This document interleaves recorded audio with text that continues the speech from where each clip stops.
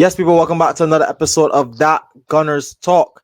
And today we're here to preview, to be honest, the biggest game of the season, and let alone the biggest game of the last decade for the Arsenal. As Arsenal go to the Parc des Princes and take on PSG in a massive Champions League semi-final second leg. KP, me and you are here to preview the game. Don't forget to like, comment, and subscribe to both Gunner Street and Cape Pass Positive. Show us some likes, show us some love, show us some support to both channels. Leave all your thoughts and opinions down in the comment section down below. But KP, we're going into the second leg 1-0 down at the Parc des Princes. First leg, it wasn't really the best performance, especially the opening 35, 40 minutes. Going into this game, how are you feeling? And ultimately, just give me your thoughts going into the second leg. Um, I'm still feeling good going into the second leg. Obviously, it's an exciting moment. The tie is not over. Obviously, being 1-0. Um, there's probably going to be some positive news in terms of like injuries and stuff of players that are going to be available. And obviously, yeah, we're going to play players like Partey available to play this game. That was available in the last game. We'll have Marino to start up front, probably more than likely. And I think I'm still positive. I think the weekend result has kind of left a sour taste in my mouth and my mind, like just thinking about just how we just lacked nothing surprising from the season, but just in terms of like the eve before the game, you want to see, some sense of urgency, Yeah. some fluidity, some, just excitement. Let's just say that. And that was the complete opposite. So I think despite me being, positive, I think my overall mood is just a bit down. Do you know what I mean? But Yeah. ultimately, I still believe that we can win this game. I do believe that the team will have a better reaction from both the second leg and the weekend as well in this game. And I think playing away probably will suit us a bit better. Mhm. Sounds a bit mad, but in my opinion, I think just not having the pressure of having to entertain and play the way the Emirates crowd might want us to play Yeah. might suit us in this game. So I don't know. How do you feel about, this tie and just in general? Well, first of all, I agree with you 100% in terms of going into this game, because on the eve of the game, especially the Bournemouth result, you would want a better performance than what we saw against Bournemouth. Leading that game, and me and you talked on camera multiple times about how frustrating that result was ultimately, because we've seen not only just one performance, but we've seen that performance many a time this season where we're either leading in a game or maybe we're drawing a game 0-0, and we just don't have the quality to really win us those type matches. And hopefully in Europe, hopefully we find that quality, we find that goal scoring ability, which we've seen to score. We scored seven at PSV in the Champions League knockouts. We scored goals earlier in this Champions League round, especially going to Madrid and beating them home and away. So we proved we can get wins on the road. We've proven that we can get results. Arsenal over the last 3 years, I think under Arteta, especially last season, we had one of the best away records in England. So I back us. I back us. And I think it's just about going in there with confidence, believing we can play our game, believing we can play and go up against them toe to toe. A lot of people are talking about KP before we get into lineups specifically. A lot of people are talking about how you would approach this game. Now, again, PSG are leading in the tie 1-0. A lot of people are saying, look how PSG came at us, scored in their opening minute, and then really controlled the game from there. Well, how would you go about this if you're Mikel Arteta? What's your game plan? How are you approaching this game, and how would you manage this game as a 90-minute to potentially 120-minute onto penalties performance?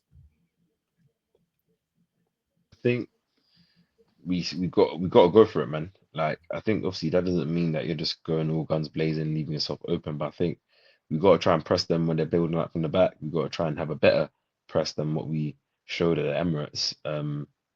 We got to try and be physical in terms of we've seen that they have some weaknesses defending set pieces and crosses and stuff. We couldn't really exploit that because we didn't really have the height in that game up until like maybe the changes came on. But I think Marino playing up front, Partey playing in the middle, I think will allow us to, go long at times, allow us to have an outlet, which causes their defenders a bit of a different threat than what we had, obviously, with Trossard. And I think Partey being there at the six allows us to, play between the lines a bit more, maybe to get the ball to the likes of, Declan Rice and Lewis Skelly early, allow them to carry through the middle and open up the space. And then, we just got to try and be ruthless. Obviously, this is something we're asking for from attackers, even Saka, I guess, to an extent, since he's come back from injury, despite obviously that Real Madrid tie being good, he hasn't really been scoring the goals, and we need these guys to score the goals. So I think Mikel just has to try and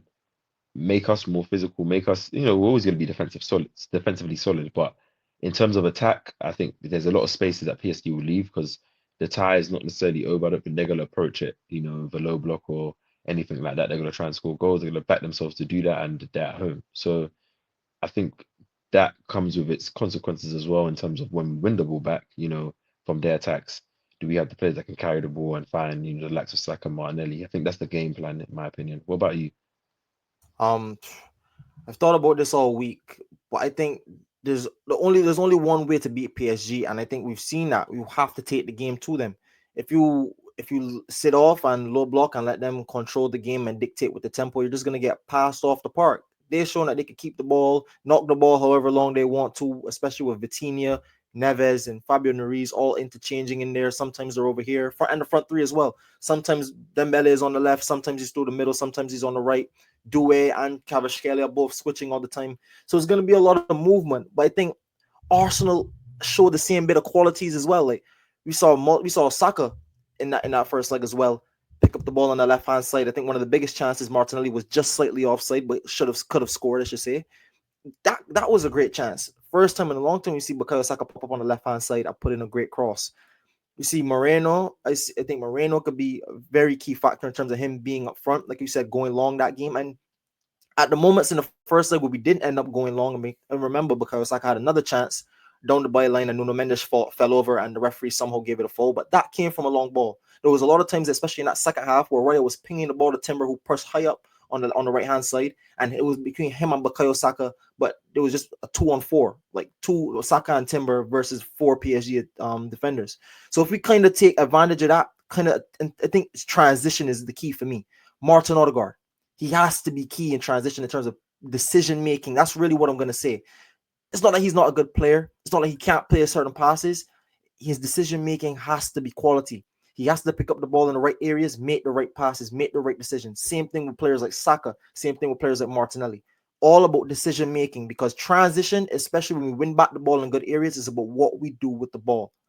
But I think Arsenal have the abilities, we have the capabilities, and I think that we're going to see the players in the lineup to have that. So, ladies and gentlemen, this is our expected 11. I think the 11 picks itself.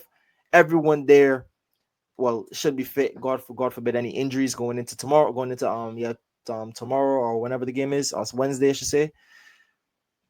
KP, I mean, I don't think you'd make any changes to this squad, but if you're going to predict anyone to be the standout guy, give me a name and why.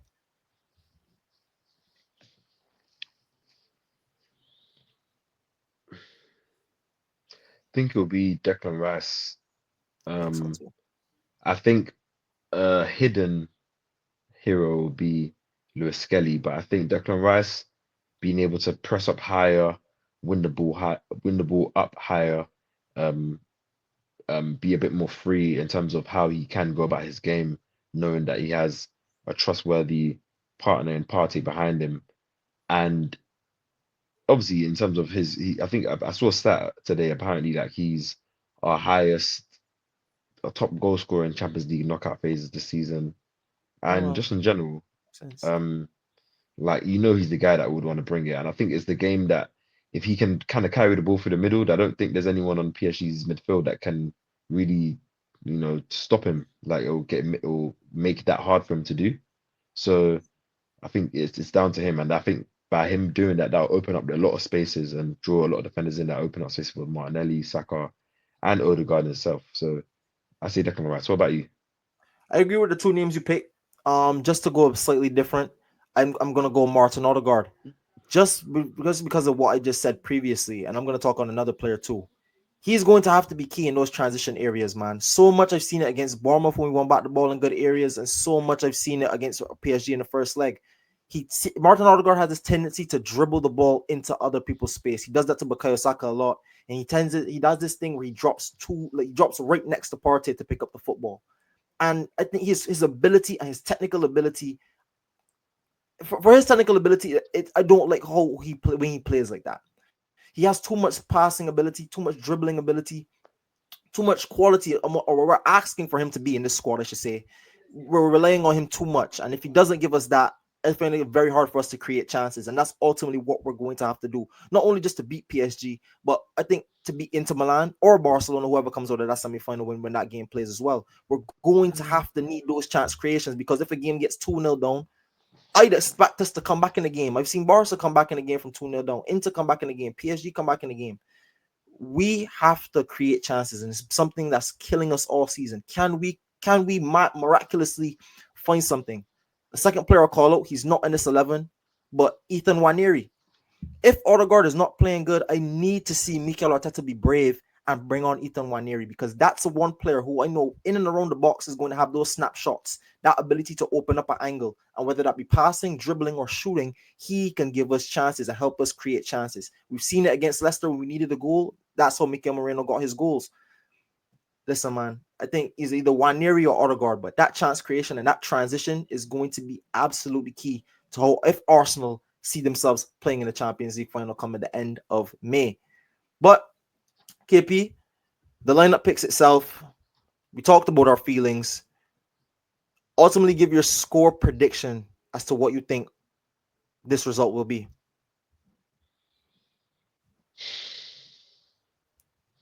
Tough, you know. Very tough. Very tough. I've been battling scores all day in my head, man. So good luck to you.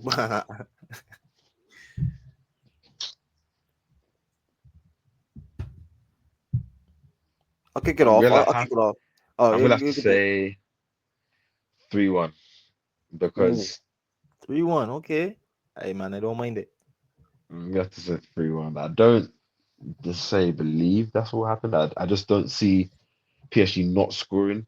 Yeah. I also don't know if it was a scoreline that took it to extra time, um, Yeah. Oh, that we don't yeah, have true. the options off the bench to, really allow Mhm. us to maintain the same level of quality. And with the way these players kind of run out of ideas that we've been seeing anyways in the last couple of games, I don't want to see the game stretch it that long. So I'm hoping they can kill Yeah. the game early. What about you?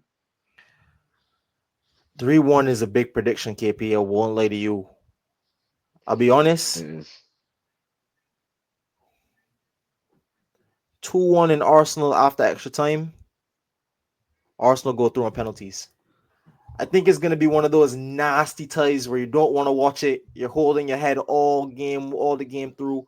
And I could easily see this Arsenal being one up in a tie. PSG nick it, Arsenal nick it, take it to extra time. I'll take it to into penalties, and then that's just the lottery. PSG I, ca- beat it's go on. I realistically, I think that's what I see. I just don't want to go through that I on don't want to go Wednesday. to I don't want to go there either. So I'm predicting and I'm hoping for 3-1, but I can't lie, I can see easily extra time and penalties. Sorry for Yeah. that. I mean, well, the last time we were in a penalty shootout in the Champions League, we won it, so that's a good omen. David Raya made some good saves against Porto. Odegaard, that was Odegaard's best Arsenal performance. You people would argue best performance in an Arsenal shirt. So it's one of those games where, listen, man, you just play it to your best ability, give you 100% all, and hopefully you get the win. But okay, before we finish and before we close out, I want to ask you about PSG. I know you're a big admirer of a lot of players in that squad, and so am I. How can you not admire that technical ability that they have in their squad? Do you fear them in any way? Like, do you fear that PSG squad, even though we've played them already? It only ended up 1-0. What do you think about this PSG squad going into the second leg? I don't fear them at all, but I respect them highly. Like I think Yeah, they're a very, very good team with very, very good players all over the park, with a lot of technical players, and they play in a lovely system that is coached well. So I think I respect them, but I don't think they're unbeatable. And I also don't believe, as I said in my review last week, I don't think Arsenal tested PSG enough and played to enough, our maximum to exploit what and show what like they might look like when they're under pressure and they've been, stretched out. So pause. So I especially don't from set really, pieces. there you go. So I think with I'm hoping with our normal like lineup that we're able to have a bit more comfort in possession and building up that it will allow us to, at least create chances or create moments where we're able to get free kicks, we're able to get, crosses in all corners, as you're saying. So, what about you? Do you fear PSG? Nah, I agree with you. Not necessarily fear. I mean, going into this game, we talked about it a lot. I mean, we think Arsenal could win this Champions League, and I wouldn't have came out and made that bold claim if I honestly feared PSG or feared really anyone else. Respect is, I think, is the word to use. Respect, and you admire certain players that they have. You admire the quality that certain players on their day can reach. But again, I've seen my Arsenal do a lot of things, and we just hoping that this tomorrow is another magical performance and another magical night. Because, like again, all you need in the tie is one goal to just take it extra time, and then the draw penalties is a draw. It's only one goal in the tie. Tie is not over, and they know that, and so do Arsenal. And all the words coming out of the camp is that they believe. So if they believe and the manager believes, why should I be feared? Those are the guys who are going to play. I back them. They back themselves. Let's go on and win. But Yeah. thank you guys for watching. Don't forget to like, comment, and subscribe to the channel. Show some love to Gunner Street and Cape Pass Pause. We have Arsenal content coming to you almost daily. So if you like anything Arsenal related, hit the like button, hit the subscribe button, and join the family. Without further ado, people, thank you for your time and your energy. Come on, you Gunners, and leave your Come on. predictions for Arsenal versus PSG down below. Catch you guys in the next one. Peace. Peace. Come on, you guys.